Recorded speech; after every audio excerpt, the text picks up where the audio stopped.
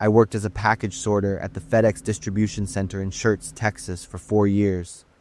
That night, the rain had been pouring for 79 continuous hours. The city of Austin, just a few dozen miles away from where I was on high alert. 2 bomb blasts had killed 2 people, the first one cleverly disguised as a package. My shift manager, Jason, directed me to the D3 area, the conveyor belt where packages from Austin were processed. This section usually only received a few returns each night, but tonight, the conveyor was almost blocked, flooded with packages from the city in panic.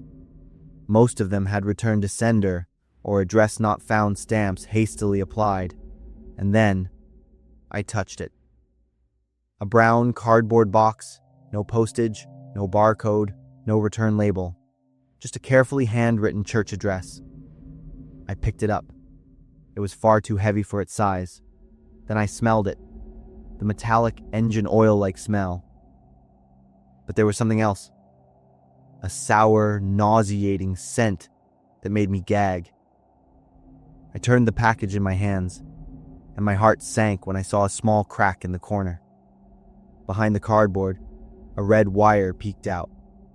In that moment, I could hear nothing except my own heartbeat. The hum of machines, the chatter of employees, everything disappeared.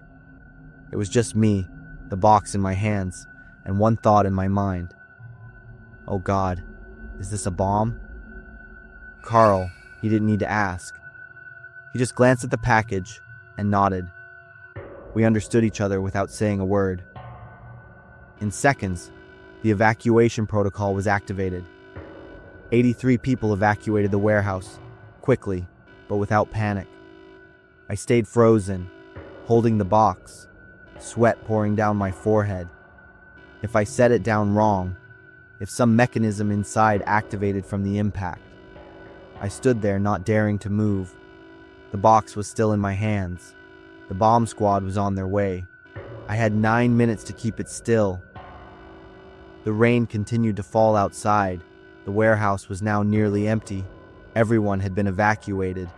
It was just me, Carl, and a few senior staff members standing far off, watching, waiting. No one dared approach. I tried to keep my breathing steady, but with each passing second, my hands shook more. My wrist ached from being held in place for so long. I swallowed hard, my mouth dry, my heart pounding so loudly I could hear it in my head. 8 minutes. I thought about my wife and daughter. She always told me to be careful. You're just sorting packages. What danger is there? I used to think. But now, standing between life and death, I realize there's no job that's truly safe. My daughter always thought her dad was Superman, the strongest man in the world. 7 minutes. What if I don't make it back? I felt my chest tighten. I didn't want to die. 6 minutes. My fingers went numb, and I accidentally slipped one. The box wobbled slightly. Inside, something shifted with inertia. Sweat poured down my face, rolling down my cheeks. I squeezed the box tightly, took a shaky breath, not daring to exhale too forcefully. Carl shouted from afar, "Hold still! Don't move!" 5 minutes. Every nerve in my body seemed ready to snap. I shut my eyes, trying to push the fear away. I thought of my wife and daughter's smiles when they greeted me at home. 4 minutes. I can't die here. I gritted my teeth, clutched the package tightly, trying to keep it absolutely still. 3 minutes. I felt my legs shaking, but I stayed firm. 2 minutes, then 1. The sound of sirens blared. The bomb squad had arrived. They rushed in, instructing me to slowly place the package down. I could barely feel my fingers anymore. I let go. Inch by inch, there was no explosion. One of the bomb technicians performed a sweep with a detection device. He froze for a few seconds, then turned back to look at me with a horrified expression. The tilt switch was triggered, but for some reason, it didn't explode. I collapsed, my body going limp, drained of all strength, but I was still alive. The next day, I sat in an office at the FBI headquarters in San Antonio, listening to the analysis of the bomb I had discovered. "You're very lucky," Agent Gomez said. "Just one small technical error, a loose wire, had kept me alive. We traced the package you found. The church address was just a decoy, but through security cameras we identified a person who dropped the package off at a public post office." Gomez placed a photo in front of me. A young man, average build, wearing a gray hoodie, head bowed to avoid the camera. Though the image was unclear, there was one detail that agents couldn't ignore. He was driving a red Ford Ranger, the same vehicle seen near all the previous bombing sites. We traced his vehicle registration numbers and analyzed his purchase history for bomb-making materials from local stores. That's when the name Mark Anthony Condit came up. We followed him for 36 hours. When he realized we had identified him, he fled. By the time he reached Interstate 35, the police surrounded his vehicle, but instead of surrendering, he detonated a bomb in his car. Then, he opened another file. A list of targets, organized by priority.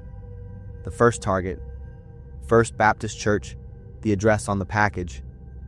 The second target, 1429 Oakwood Lane. I felt my body freeze as my eyes lingered on the second address, 1429 Oakwood Lane. That was my home. My palms tightened so much that my nails nearly dug into my skin. The entire room seemed to fade away. Agent Gomez's voice became muffled, but I could no longer hear him clearly. Everything blurred. Only one thought remained. If I hadn't noticed that package that day, if I hadn't paid attention to that strange smell. On my way home, I watched the streetlights blur past the car window, my body still trembling. I would never tell my wife and daughter about this. They shouldn't live with the fear I just experienced. From now on, every time I handle a package, I'll check it more carefully. Every time I hear a strange sound, I'll be more alert. And every time I get home, I'll hug my wife and daughter a little longer, as if I were granted another life, one I almost lost. I'm Oscar, 30 years old. I've been working at this 7-Eleven for 3 years now. My shift that day was from 4 p.m. to midnight, usually the busiest time. I had about 30 minutes left on my shift. I was counting money in the register when I heard the bell chime, signaling a customer. A tall man walked in, wearing a baseball cap that hid half his face. I politely greeted him and asked if he needed any help, but the man didn't answer, just quietly walked along the aisles. I went back to what I was doing, occasionally glancing up to make sure he wasn't doing anything weird. After about 5 minutes, he brought a bottle of whiskey, a pack of cigarettes, and some snacks to the counter. When I was ringing up the items, I could feel his heavy breath on my face. The strong smell of alcohol and cigarettes hit my nose, mixed with a sour body odor. He stood pressed against the counter, so close I could count every stubby beard hair on his chin. I told him the total, trying to keep my voice normal. He slowly pulled out his wallet, dragging the motion out as if trying to stall, then handed me a $50 bill. When I gave him his change, his rough fingers brushed against my palm. I quickly pulled my hand back. Just then, he looked up, and his face became clear. "Remember me, buddy?" I froze, staring at every feature on his face. Suddenly, memories flooded back. A week ago, I had caught him harassing a girl. I immediately called the police to help. Before the police took him away, he threatened to come back and get revenge on me. At the time, I only felt a little annoyed, not too concerned. Back to facing him in that moment. The blood in my veins felt like it was freezing. I didn't show my panic. I looked at the register and kept working. And then his expression changed. The corner of his mouth slowly curled into a disgusting grin. I tried to stay calm and politely answered to get him to move on. "I see a lot of customers, so I can't remember all of them." He sneered. "You're the jerk who called the cops last week. How dare you butt into my business?" I didn't know how to react. The store was empty, no other customers, and my co-worker was in the back storeroom. My hand slowly moved under the counter, where the alarm button was. If you don't have anything else, I'm going to continue my work. But he didn't budge after my words. His right hand was still on the counter, but his left hand had slipped inside his jacket. My gut told me that wasn't a good sign.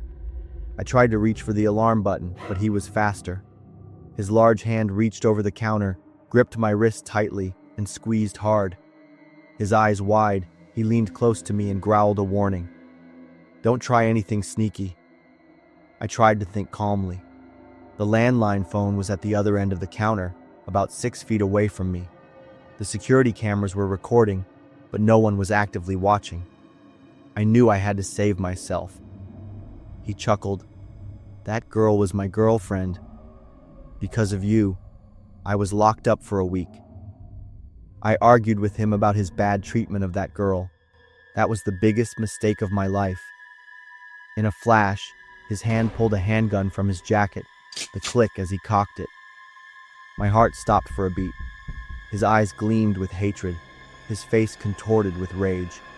From the words spewing from his mouth, I knew this was a violent and controlling man.